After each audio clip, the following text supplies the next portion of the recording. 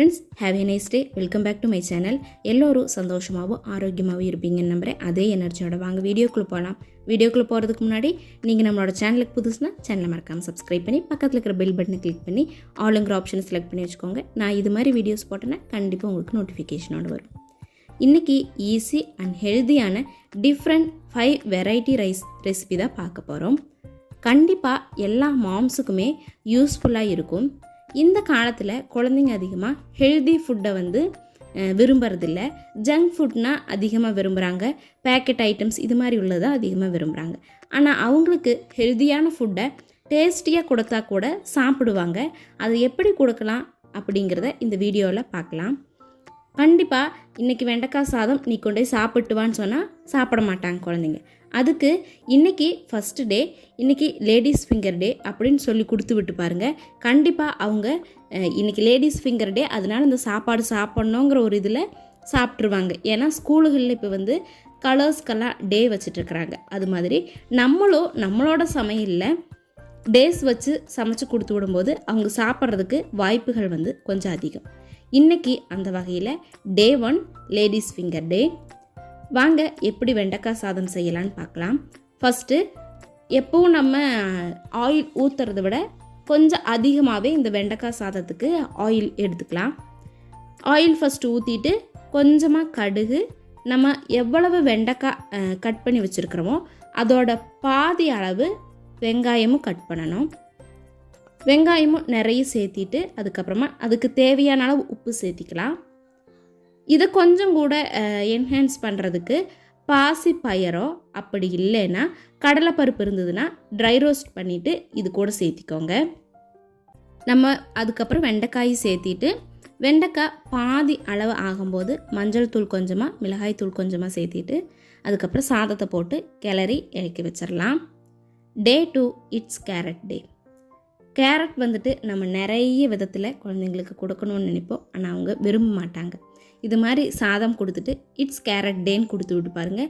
கண்டிப்பாக சாதமும் கலர்ஃபுல்லாக இருக்கும். அவங்க வேகம் சாப்பிடவும் செஞ்சுருவாங்க. ஒரு வெஜிடபிளும் அவங்க இன்டேக் எடுத்த மாதிரி இருக்கும். கேரட் சாதம் செய்கிறதுக்கு கொஞ்சமாக ஆயில் ஊற்றிட்டு கடுகு, கருவேப்பிலை, கொஞ்சம் வெங்காயம், அதுக்கப்புறம் பச்சை மிளகா, நம்ம கட் பண்ணி வச்சுருக்கிற கேரட் கட் பண்ண வேண்டாம், இதை துருவி எடுத்துக்கோங்க. கேரட்டையும் சேர்த்திட்டு கொஞ்சமாக உப்பு, மஞ்சள் தூள் சேர்த்திட்டு சாதத்தை போட்டு கிளறினீங்கன்னா கேரட் ரைஸ் ரெடி ஆயிரும். கண்டிப்பாக ட்ரை பண்ணி பாருங்கள். டே 3 இட்ஸ் மேங்கோ டே.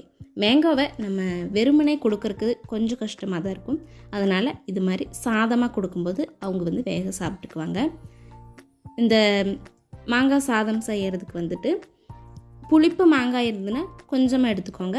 கொஞ்சம் புளிப்பு கம்மியான மாங்காய் வருதுன்னா மாங்காய் கொஞ்சம் அதிகமாக எடுத்துகிட்டு இது மாதிரி கிரேட்டரில் வச்சு நல்லா கிரேட் பண்ணி எடுத்துகிட்டு கடாயில் கொஞ்சமாக ஆயில், கடுகு, கருவேப்பிலை, பச்சை மிளகா, அதுக்கப்புறம் நம்ம கட் பண்ணி வச்சுருக்கிற வெங்காயம், துருவி வச்சுருக்கிற மாங்காய், இதுக்கு தேவையான அளவு உப்பு சேர்த்திட்டு கொஞ்சமாக மஞ்சள் தூள் சேர்த்திட்டு சாதமும் போட்டுட்டு நல்லா கிளறி விட்டுட்டோன்னா மாங்காய் சாதம் ரெடி ஆயிரும். கண்டிப்பாக இதை நீங்கள் ட்ரை பண்ணி பாருங்கள்.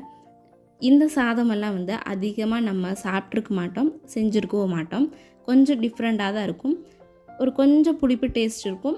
மாங்காய் சாப்பிட்றதுக்கு பதிலாக இது மாதிரி மாங்காய் சாதம் சாப்பிட்டுக்கிட்டோன்னா பிரச்சனை இல்லை. குழந்தைங்களுக்கும் நம்ம டெய்லி கொடுத்து விடுற வெரைட்டி ரைஸ்லேருந்து இது கொஞ்சம் டிஃப்ரெண்ட்டாக இருக்கிற மாதிரி இருக்கும். அதனால் இதையும் கண்டிப்பாக ட்ரை பண்ணி பாருங்கள். அதுக்கப்புறம் டே 4 இட்ஸ் எக் டே. நிறைய குழந்தைங்க எக்கை எந்த ஃபார்மில் கொடுத்தாலுமே சாப்பிட மாட்டாங்க. அப்படி உள்ள குழந்தைங்களுக்கு இது மாதிரி செஞ்சு கொடுத்து விட்டு பாருங்கள். அவங்களுக்கு எக்கு இருக்கிறதும் தெரியாது, நம்ம எக் ரைஸ் தான் சாப்பிட்றோன்னு தெரியாது.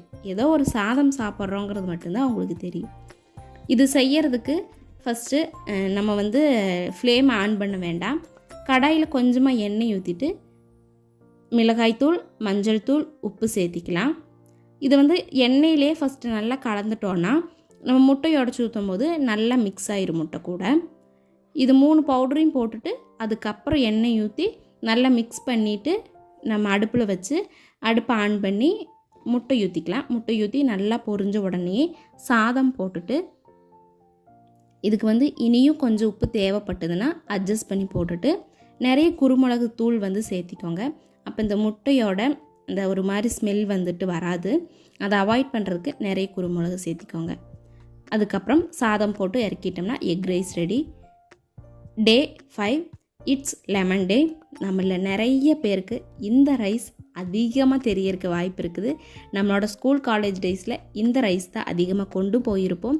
இந்த ரைஸ் இழக்கும் போதே எனக்கு என்னோடய காலேஜ் மெமரிஸ் தான் வருது. காலேஜுக்கு நான் ஒரு நாள் கூட குழம்பு சாதம் கொண்டே போனதில்லை. இது மாதிரி வெரைட்டி ரைஸ் மட்டும் தினமும் அம்மா இலக்கி தருவாங்க, கொண்டு போவேன். இது செய்கிறதுக்கு கொஞ்சமாக ஆயில் ஊற்றிட்டு கடுகு, கருவேப்பிலை, வெங்காயம், அதுக்கப்புறம் 2 பச்சை மிளகா வேணுன்னா போட்டுக்கலாம். அப்படி இல்லைன்னா வரமிளகா சேர்த்தனா தான் இதுக்கு கொஞ்சம் நல்லாயிருக்கும். 2 பல் பூண்டு சேர்த்திட்டு உப்பு, மஞ்சள் தூள் சேர்த்தி சாதத்தையும் போட்டு இலக்கிட்டோன்னா லெமன் ரைஸ் ரெடி ஆயிடும். கண்டிப்பாக இந்த 5 வெரைட்டி ரைஸுமே உங்களுக்கு யூஸ்ஃபுல்லாக இருக்கும்னு நம்புகிறேன்.